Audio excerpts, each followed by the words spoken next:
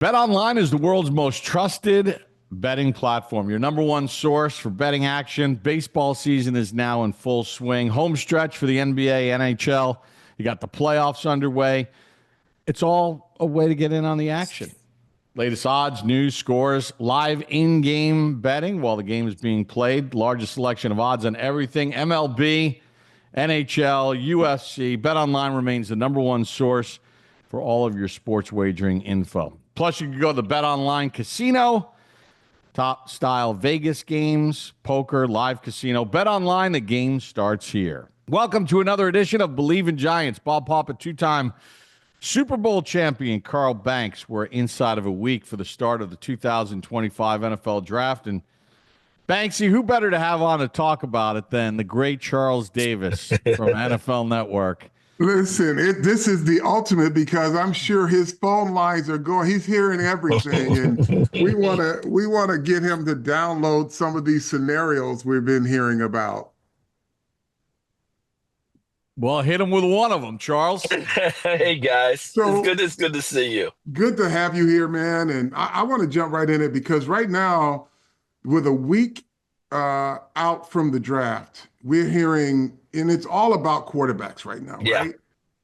We're hearing so much, and I'm sitting here, and I knew you were coming on, and I said, you know what? Could we see something crazy on draft day because of supply demand? The demand is a little higher than the supply right now, and Yeah, it seems like some quarterbacks are gaining in value by doing nothing, right? They've been evaluated from the beginning of their senior year or the beginning of last football season till today. And somehow their value keeps going up. And I'm saying, okay, well, New Orleans just lost a quarterback, right? Yes. It's getting weird with Aaron Rodgers. I don't know what his conversations were with or are with Pittsburgh, but you gotta kind of be nervous if you're sitting there as a outsider looking at the Steelers going into the draft without a quarterback on the roster and knowing that if they say they're good with the people they have, they're really not. Right? So, and I'm saying, okay, now the Giants have the third pick. They have Yeah. two veterans on their roster that are game experienced and really good quarterbacks in terms of skill set. I'm saying, could we see something crazy where New Orleans makes a call, and we're old enough to know the Mike Ditka New Orleans Saints, where he mortgaged the franchise. But I'm like, Yeah. could we see something crazy from New Orleans just to try to get one of these quarterbacks from the Giants? Carl, I just grimaced because when you brought up New Orleans Saints, crazy draft, give away everyone for Ricky Williams. I Bleav you, Bob, and myself at the same time had a collective shudder because we all remember Mike Ditka and Ricky Williams in the wedding dress picture. Yes. Trying to forget that. And as what is it that the kids say? You can't unsee that. That's right. We tried to go Will Ferrell and Ricky Bobby and bury it way down deep, but occasionally it pops back up. And this is the type of scenario that would lend itself to it. I don't know, Carl, truthfully, with these quarterbacks, if anyone's going to make a major move for one. I don't feel like it's like last year we had 6 in the first 12. There were so many that people didn't even need to make the big move, right? The move that was made was really small. I think Minnesota was a very small one to get there and get J.J. McCarthy. But you remember Denver just sat there at 12. Yeah. And waited for Bo Nix to come to them. Now, whether they had anyone else rated higher, we'll never know. But I think you, Bob, myself, every fan out there went, Bo Nix, Sean Payton, central casting. Right? Like we all saw that. Like that, there was zero surprise when that happened. And Denver's like, we didn't have to move. This works. For this year, it feels like Cam Ward's going 1 to Tennessee. As we get closer and closer, because we kept waiting for what you're talking about, is there going to be a big move at 1? Because there was a lot of speculation. Would the Giants move from 3 to 1 to get the guy they wanted? Doesn't appear that that's in the cards. So if that's not happening, will New Orleans go from 9-3, believing there's a very good chance you don't have to move, and if you want someone at 9, you can get them? You may have to move a little if someone were really wanted to come up and get ahead of them and go to Carolina at 8. Mm-hmm. But Carl, the quarterback needy teams at that point, the way I look at it, without something crazy happening, it's Pittsburgh at 21. Yeah. You know the Yeah. Steelers, you know that organization. Do any of the three of us believe that Omar Khan, their GM, and Mr. Rooney are going to go, yeah, let's go from 21 to 8? Right. I just don't see Not Pittsburgh happening. doing that. It's just that's Right. just not happening. So if New Orleans isn't making a move, I don't see it. If you want to know where I think the crazy move is, if we call it crazy, Mm-hmm. it might be a very small move, but the Las Vegas Raiders at 6 I was may going to have say to that. they may have to get ahead of Jacksonville at 5 to try and get their running back. Because I Yeah. think that Ashton Genty is totally in play for Jacksonville at 5. Mm-hmm. And again, I use central casting. We're all kind of feeling like Pete Carroll wants his Marshawn Lynch, Yes. and they pick Yes. 6. So to me, that's where the move is. Yeah, well, Charles, just to follow that up, right? Like, so it appears that we don't know who Cleveland's taking, but we have a general idea, and it doesn't seem like the Giants are that crazy about Shedeur Sanders that they're going to take him at 3. Right. So the Giants are going to get either Abdul Carter or Travis Hunter. Yes. So I would think that the sweet spot is the Patriots at 4 Yep. because they don't need a quarterback, and any of these teams behind them, maybe Yep. it's even the Jets that want Shedeur Sanders. I don't know. Yeah. Who knows? But now they're all juggling up there, and New England's open for business, and they could Yeah. probably make a nice turnaround here for the Patriots. And you guys know where the Patriots are right now. They need bodies. They need Yeah. players, draft picks, the whole thing. They could hardly go wrong with almost any pick they make because it addresses a need for them right now. Mm-hmm. Mm-hmm. So that makes a lot of sense, Bob. I think what's very interesting to me on it is I'm just not getting the sense that the quarterbacks are rated high enough for people to make big moves. I think that people would more likely get a player and then try and come back in the second round and get a quarterback. The most interesting part about it is you take away the biggest outlier of them all, Tom Brady, 6th round. Brock Purdy, Mr. Irrelevant, went to a Sure. Super Bowl.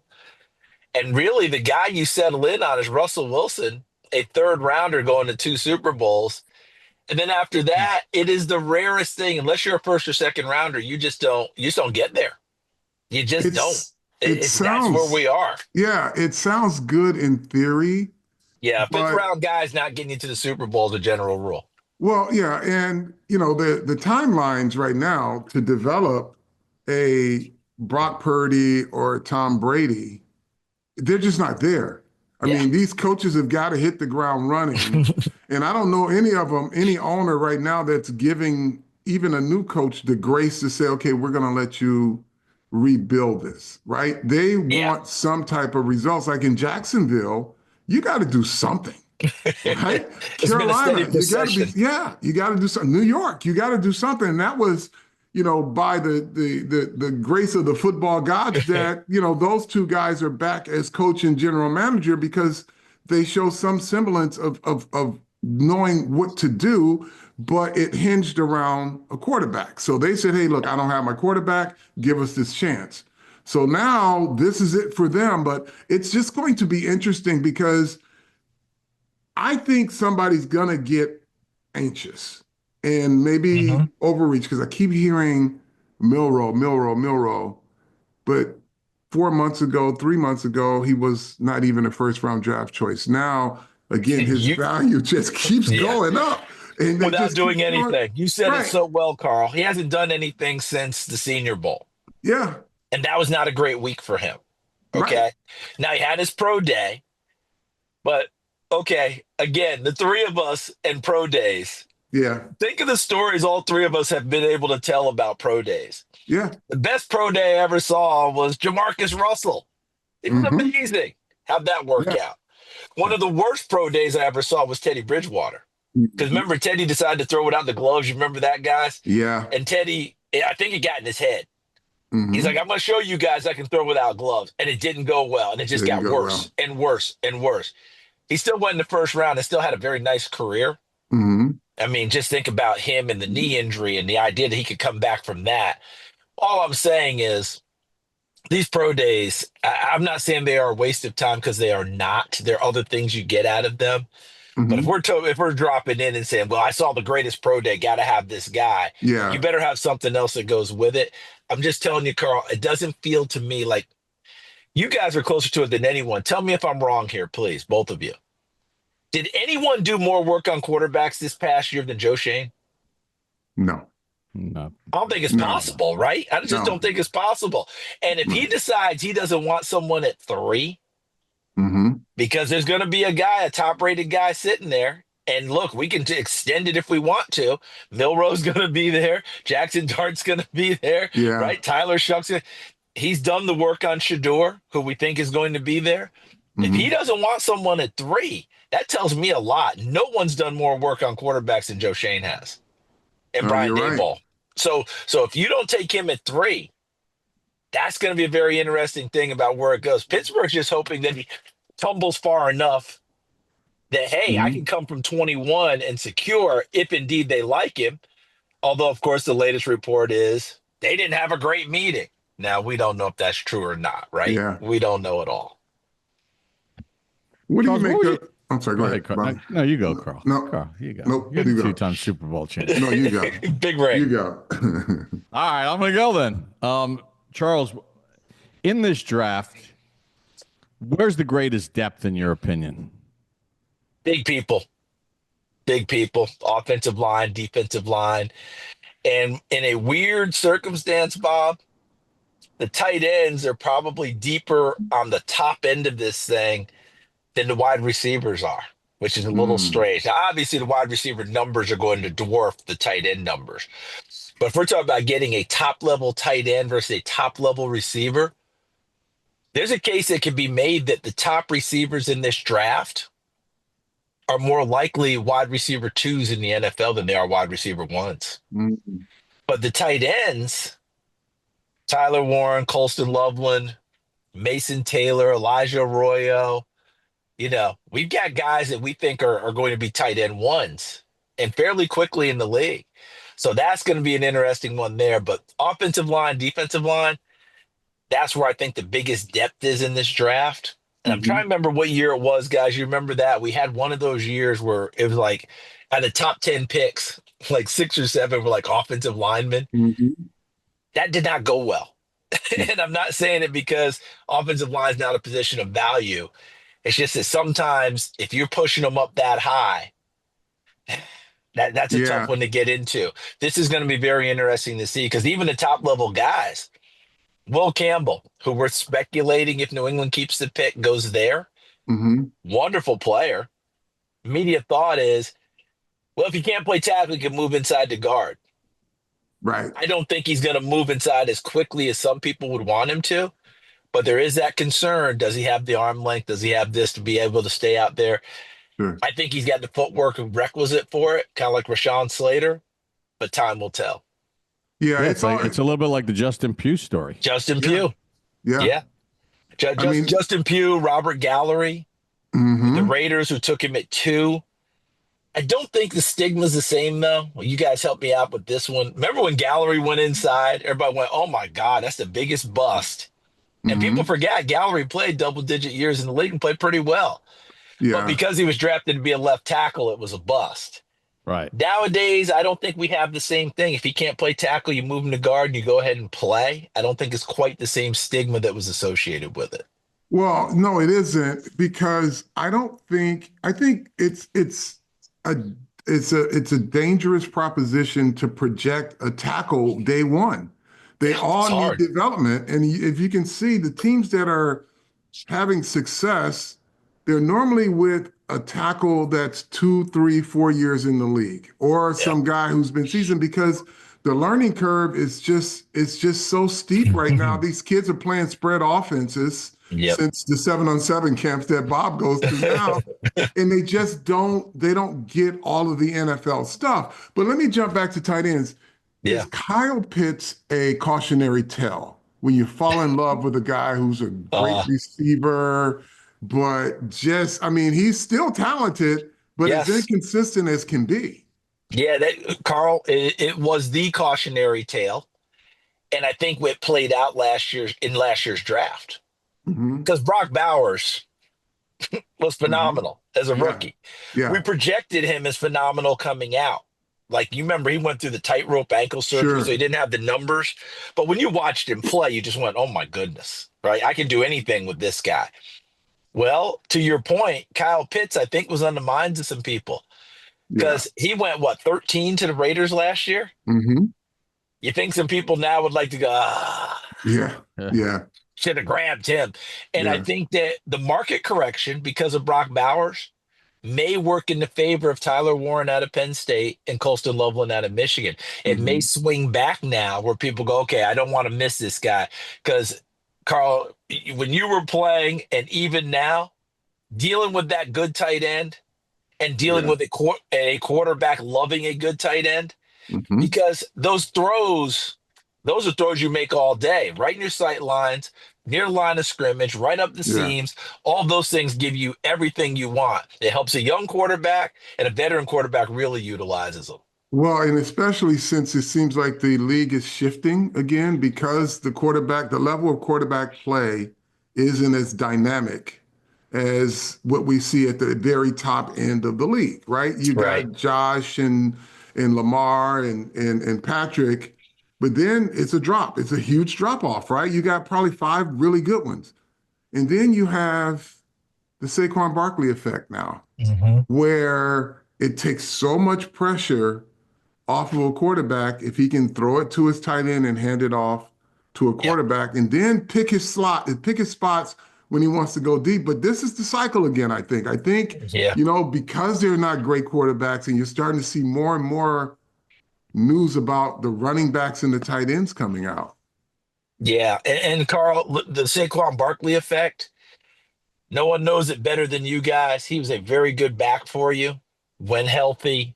Different times you saw the flashes. But that offensive line for Philadelphia unlocks everything. Mhm. So everyone who wants to recreate the Saquon Barkley effect, because there are a bunch of runners coming out in this draft, I Sure. think we're going to have a great run on runners. How about that? Huh? I'm trying to do Hmm. my alliteration. I don't know exactly what round it starts. I feel like second, somewhere mid-second, and taking us into the third. I think that's when the run on runners begins. Hmm. But without those massive people up front, it's a whole different ballgame. Najee Harris was a great prospect coming out of Alabama, wasn't he? Yeah. Looks Yeah. the part, big horse. I know he's run for 1,000 yards every year, but you guys know 1,000 yards isn't 1,000 yards anymore, Hmm. right? In his first 2, 3 seasons, some of his best runs were to get back to line of scrimmage. Yeah. Yeah. Okay, now these last year or so in Pittsburgh, they started to figure it out again with the offensive line, and things got better. But he also had a second runner in Jalen Warren. He's gone Hmm. now, and so on. All I'm saying is, if you're going to have the runner, you better have the people up front. Otherwise, you're getting your runner battered a little bit, right? He's not going to be Yeah. as dynamic. Ashton Genty, I don't care if he goes to Hmm. Jacksonville or the Raiders. They better make sure Hmm. they continue to beef up the offensive line because Philadelphia, that's a whole different world. We want to play like Yeah. Philadelphia. We want to beat Philadelphia. Well, okay, you let me know when you have Mailata, Lane Yeah. Johnson, Cam Yeah. Jurgens stepping in, Yeah. right? Mekhi Becton becomes a good guard for him. You let me know when you have that, because when you do, then you can go ahead and play like Sure. that. Yeah, I was going to ask you, is this running back class deeper than normal, It is. Or are NFL teams looking at them differently? Bob, that is the perfect question. And I think you've hit on something. I really do. The offenses, Carl mentioned it, the spread Mhm. offenses, these runners have been around and they've been running in this stuff and doing it. I think you nailed it, Bob. We're looking at it differently and we've expanded and feel like we like this pool. But yeah, for us now that we focused on it, oh, it's a pretty deep group. The biggest argument's going to be is how much do you like Cam Scatterbo? Mm. Because Arizona State, right? Came from Sacramento State. He has everything you're looking for. Your fans are going to love him. We as broadcasters, if he's on our team, we can't wait to say scataboo. I mean, it is Mhm. just fantastic. Plus, he catches the ball out of the backfield. He plays with abandon. He plays so hard. I had a GM tell me, I don't know how long the kid's gonna be able to play in the league if he gets full time carries, because Mhm. every carry is a car wreck. Yeah, Okay. yeah, Now he usually walks away from it in college, but in the pros, you don't walk away from all of them. yeah. Here's where he runs into trouble. He ran 4.65. Okay. He's a Mm. 4.65 guy. I don't worry about it as much, but some people really want more of that with the stopwatch. To me, if he went and became the second back in Baltimore, Yeah, that would just be ideal. Derrick yeah, Henry beats you up, and here comes Scatterboo. But yeah.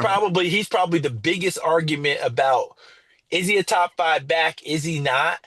Because the rest of them, you got Genty, Marion Hampton out of North Carolina, the two at Ohio State. When you got Hmm. Travion Henderson and Quinshawn Judkins, you got the runner at Tennessee and Dylan Sampson, and then a kid comes from Virginia Tech that people almost forgot about named Bashil Tootin, Hmm. North Carolina A&T, Virginia Tech. Played last year with a brace on his left knee for a lot of the year. Didn't look as explosive and dynamic. Gets to the combine, runs 4.32. Now he's back on your radar. Now you're back Yeah, watching the tape. There are guys like him throughout it. You guys have Tyrone Tracy, yep. the former receiver turned running back, 1 year, Hmm. real pure runner, Iowa and Purdue, right?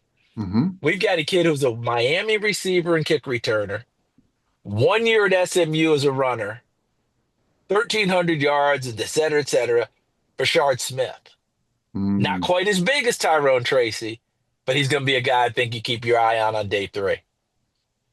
Yeah, it looks like again when these cycles come, and you talk about Scatterboo, he's going to be what they call the move the chains guy. We know what Yep. that is when we played, right? He's the guy that Mhm.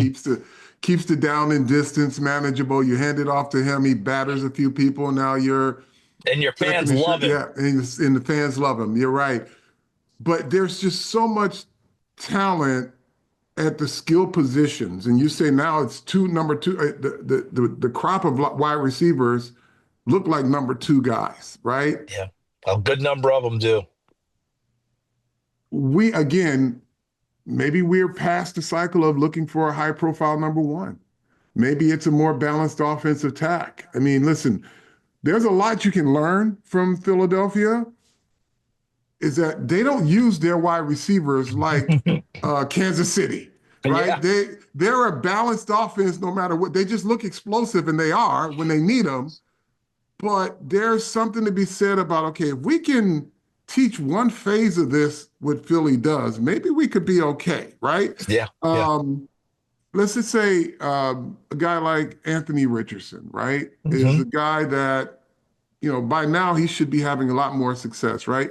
If he Yep. was in a different style, let's say if he was in Pittsburgh's offense, right, or in Baltimore's offense, would it be a different type of kid because not so much pressure on him to make the reads all the time? Like the offense they had and they had a good runner in Jonathan Taylor. yeah, in Indy, but it just seems like he struggled in the pass game, right? Could you get more balance or a more balanced style offense for some of these kids that are just not that dynamic? I think that people are looking at that, Carl. I really do. I think people are trying to get there. And look, Anthony was, I mean, that's a different case study for us because Anthony Richardson came out with 13 career starts in college.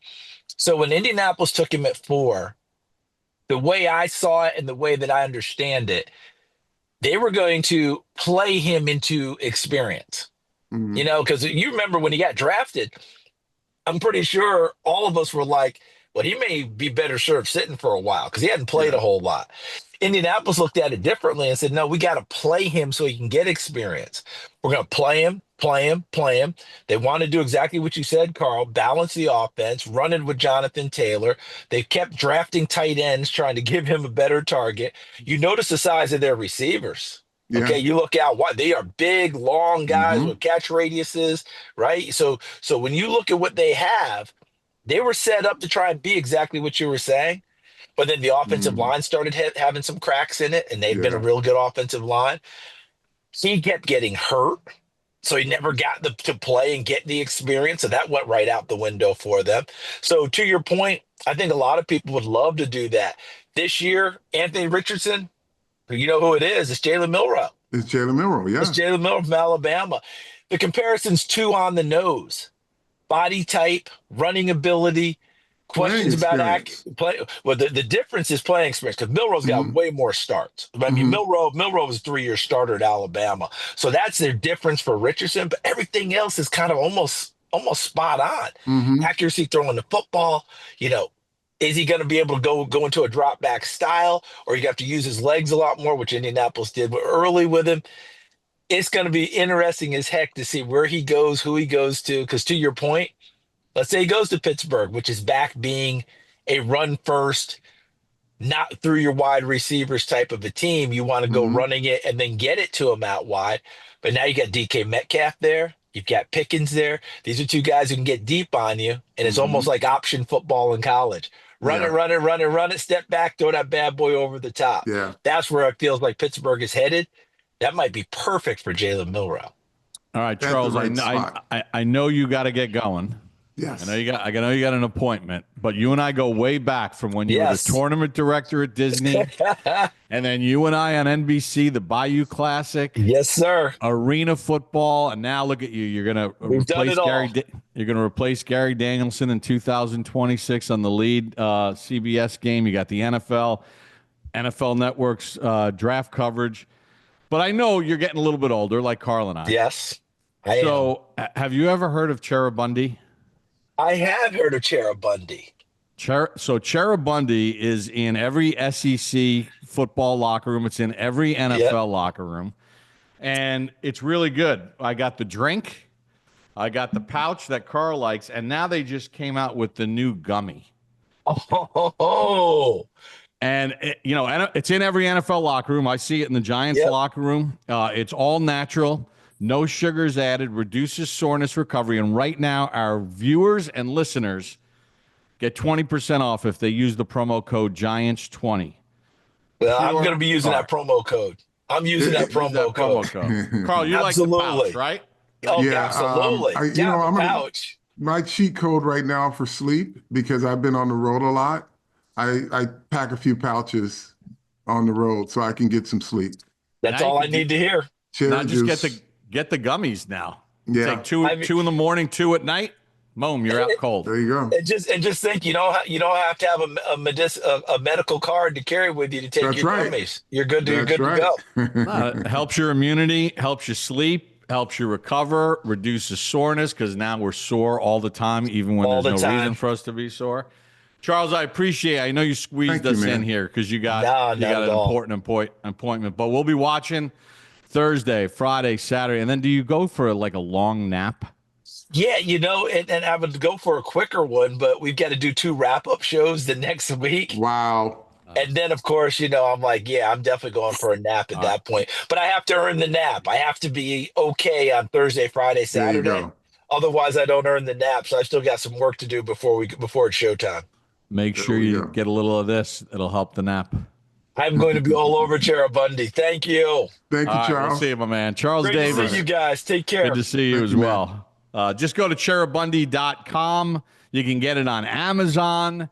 Shop on there. You see it in some sporting goods stores, the whole deal. But boom, Cherubundi is the way to go. It's been my way the last 2.5 weeks. Actually, no, it's been a month. I've been heavy on the Cherubundi. Just as I travel, I'm like, sleep is important because I don't get like the quality of like hours. So if it's 5 hours, I want the best sleep ever. So I'm sipping Cherubundi an hour before I go to bed, and I just knock out. Yeah, and you can even put it in a smoothie. Yeah. The liquid stuff. But anyway, 20% off. Go to cherubundi.com. You can find it on Amazon. Again, it's all natural. It just helps your immunity. It helps your sleep. It helps you recover, which is very important. And it's in every NFL locker room. The SEC, it's in every school. 24 out of the 25 top college football programs from this past year have it in their training room, have it available to the players, and it's all natural, no sugars. That's the most important thing. So you're not packing on calories and fat and everything else. You're just getting well. Carl, they had the workout with Shedeur Sanders on Thursday. And, it feels to me like they're doing their due diligence or whatever. But, like, if you don't love the guy at this point, to take him at 3, doesn't it feel like all – and listening to Joe Shane's press conference the other day, it certainly feels like he's not going to force it. And I think if you're a Giant fan, he promised at the end of the season in his postseason wrap-up that he was not going to mortgage the future of the franchise for the quick fix. Mm-hmm. And I think if they wind up not drafting Shedeur Sanders at 3 because they don't believe that he's going to be that big a difference maker, then I applaud him. I mean, if they come out of this draft with Travis Hunter or Abdul Carter, sure, those are the 2 best players in the draft. Yeah, and Bob, he's open for business, and he says he's open for business because he wants to see if a team is desperate enough, right? And you've got to do all of your homework in case the best player available is Shedeur Sanders, right? You never know if somebody wants to jump ahead and grab an Abdul Carter, or one of the top 2 teams grabs Abdul Carter and something weird happens and another player is taken. So they've got to make sure they're sure. But the beautiful part about where they are now, they're not shopping hungry, right? They've built all the different scenarios. They're going to make sure that they're sure about every quarterback prospect so that if that guy comes later in the draft, then he's good enough for him. Like when you say he don't want to force a pick at 3, maybe he doesn't have to. Maybe there's some people that want to get something different and he can slide back, and now maybe he's valued at 5 or 6 more so than he is at 3. Or, maybe he trades back into the first round. He gets Carter and trades back into the first round to get a quarterback. We'll see. But they have quarterbacks on the roster with game experience, one with Super Bowl experience, the other one who can light it up. So it's not like the cupboard's bare now at the quarterback position. I was laughing the other day at the press conference because he was asked, well, you have Thibodeau, you have Burns, how would you fit Abdul Carter in? And I was like, what? It's just you can never have enough good players. And you want that problem to figure out, because then it becomes a true meritocracy. Yeah. Who's performing the best is going to play. Yeah. Well, and if if they all perform best, they're all going to play. And folks, I don't want, and especially if Shane Bowen's family is listening, because I know a lot of these coaches, I'm not shitting on this coach. I just want him to be the best. I want him to be able to get the most out of his players. And for me, if Abdul Carter is your selection, or Travis Hunter, and I want him to really lean into what he's learned from Mike Vrabel or what he's learned from other coaches around the league. When you have personnel flexibility, it's not about who plays on first and second down. It's putting your best combination out there to force an offense to react, right? So, and I think I know he's a competent defensive coordinator. I was very disappointed at the end of the year. I'm not down on him, but I need to see a plan. And the reason I am as outspoken as I am about it, because I want him to have success. I want this Giant defense to have pride and to be a domineering force, right? I don't want to see your best players take steps back, right? Your job when you wear the whistle is to get the most out of them and to get the most out of your assistant coaches to make sure that they can connect with the players. That's where I am right now with Coach Bowen, because there's no way you're telling me that Bobby Okereke shouldn't be on the field, that he's all of a sudden a bad football player. That's just not possible. So you've got to think your job, and I'm not telling you how to do your job, but as a defensive coordinator, get your best talent on the field. And so the debate with me was, oh, if Abdul Carter comes and, they should trade Kayvon Thibodeau or that. Not necessarily. Oh, well, how can they play them all three at the same time? Easy. You look at their skill sets and see where they fit. Well, Carter is a better edge. No, Carter plays off-ball linebacker too. And how about this? I've lived in an era, and Spags will tell you too, you can put a lot of players at the same position on the field at the same time, right? And it's up to the offense to figure out how to block them. If you put three edge guys on the field, those folks at home who are debating me saying, well, it's going to be too easy to block them. No, it's not. No, it's not. It's harder to block them if you have a defensive coordinator that knows what he's doing, right? Because you've got quickness on size. And if you can predetermine a few things, you'll get these guys in the best situations. And you want to see three edges disguise. You put Pepper Johnson on the field, who's a big 255, 65-pound linebacker, and all of a sudden he's rushing on third downs off the edge. So you can get your best players. Oh, and then me, the other guy, who's now playing middle linebacker when he's rushing. So there are so many different personnel combinations you can put on the field, and you can put a lot of them on the field, and you can take a lot of them off. I mean, I think I played in Super Bowl 25, where we had one defensive lineman on the Correct. field, and we kind of figured that out, right? So yeah, I mean, for most of the game, there was one defensive lineman on the field, and then there was just, you guys were just scattered. Yeah, and it's hard to block it. It's hard to figure it out, especially when you have an offense that says, this is what we're going to do.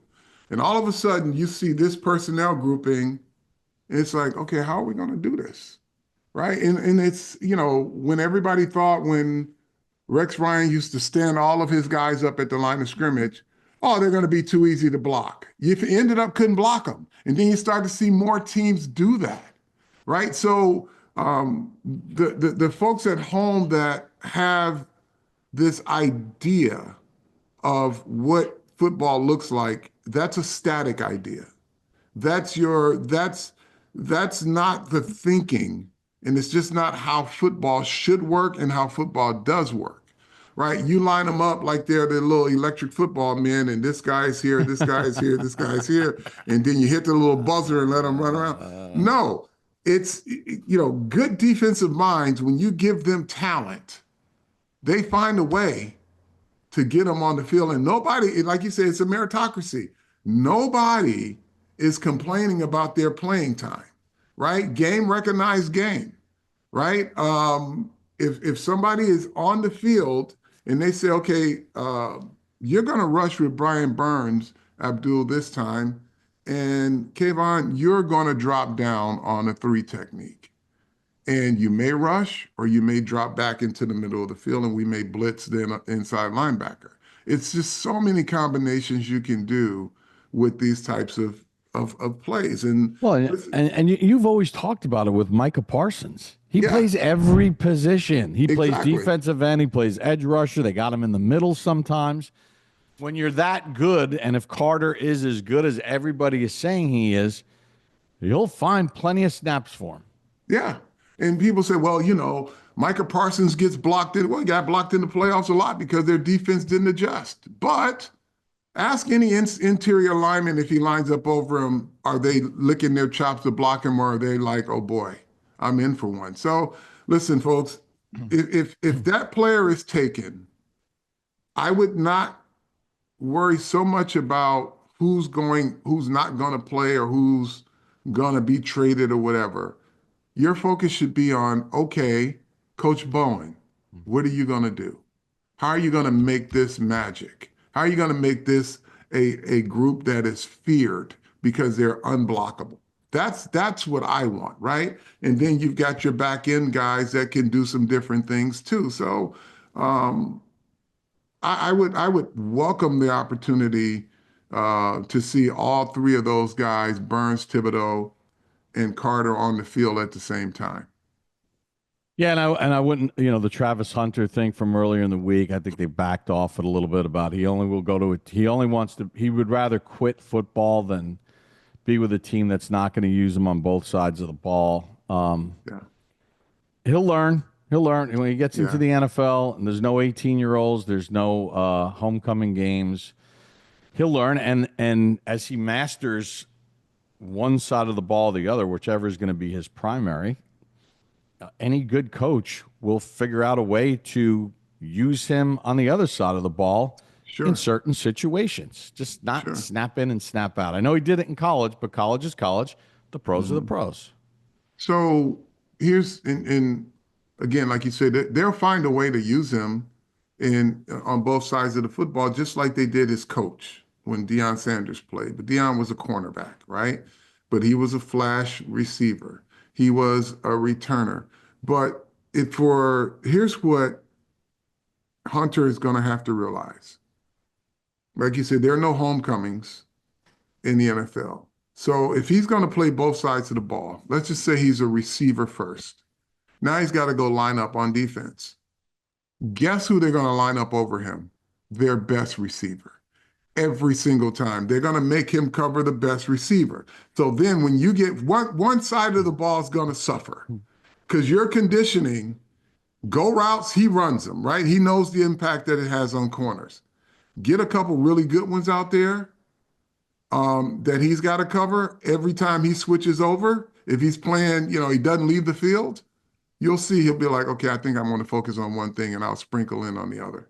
Yeah, or they'll just look at it, they'll see him on the field, and they'll shift the tight end over, and they'll just pull a guard and run at him Yeah. and just pound him that way a little bit. Yeah. I mean, the strategy is a bit different in the skill level. Obviously, the best player in college, just look at 11 of those or 10 other of those guys out there that you're going to have to deal with. Well, actually, it's 53 because Yeah. everybody that's in the NFL has made the NFL. Yeah. Most of the people in college will never set foot in an NFL game. Correct. But I'm excited about the opportunities. I don't care who they draft, because it's going to be it should be one of those two guys. Mm-hmm. Because whether Cleveland takes Shedeur Sanders or not, or if they take Travis Hunter or they take Abdul Carter, one of the two guys is going to be sitting there for him. They're gonna have a chance to either get one of the two best players in this draft. So, Yeah. and then we'll see what they do the rest of the way. Carl, I got to ask you about this Andrew Buchholz article in Awful Announcing. That was a cool story he did on you. Thanks for the props, by the way. Listen, man. That's Eric Weinberger and Lindsay Kugler that called me up and said that they wanted Awful Announcing wanted to have a conversation, and it went a lot longer than I thought it would, and he just explored a lot of different things. But it was a lot of fun. That interview was a lot of fun, and I know as it relates to this podcast, we really have got an opportunity to really interact with our fan base. And I didn't crap on WFAN, but this is a vehicle we can have these conversations. Once this podcast is over with, we're going to have conversations with our fans and give them an opportunity to have a point of view. And it can go on for days and weeks at times, until the next podcast. Sometimes it does. Right. And so I just think, this has been a great vehicle for us. And I know Eric has, been very, very good about making sure we stay enthusiastic about this. And, I can be a little cranky, but, this has been great. Well, since you've gotten on the Cheribundi, you're much more accepting. Yes. But yeah, the Awful Announcing, if you guys haven't had a chance to read it, go check it out, because it's about you as fans too. It's about your voice. And I talk about, how both Bob and I value your voice and your opinion. And yeah, obviously we don't always agree, and we very seldom agree, right? We have more disagreement than we have agreement, but we have conversations, and that's what I want for the folks that listen to this. And I'm not that. I'm present. I'm not that athlete who's just going to give you my opinion and walk away from it, right? I want to hear what you got to say. I want to hear your dissent. Same with Bob. Yeah, we accept it. It's just when it gets so personal, it's like, come on, why? Yeah. Yeah. Or people tweeting at us during the game, like they gotta fire the coach. Like, what do we want? I'm announcing the game. What do you want me to do? I'm calling the plays. You want me to start a talk show during the game? Carl and I have a discussion. No, it's not realistic. Anything else? No, that's it. You guys check that article out. It's about you. As much as it's about Bob and I, and it's our appreciation for what you guys do, good or bad. So that's all I got. So go get the gummies, the new gummies. Carl's favorite, the pouches. Yes, indeed. I like the concentrate, tart cherry, all natural. 2,000 collegiate and professional teams use Cherubundi, including the national champs, all the teams in the SEC, all the NFL teams. They got it in there. No sugar. And you can find it on Amazon, or you can go to cherubundi.com. But right now, it's a limited time. If you go to cherubundi.com and use the promo code GIANTS20, you get 20% off your order. So that's a pretty good deal. You'll sleep even better knowing you got a deal. You will. I guarantee you'll sleep better. How do we like to end this? Tell a friend to tell a friend. Bleav in Giants.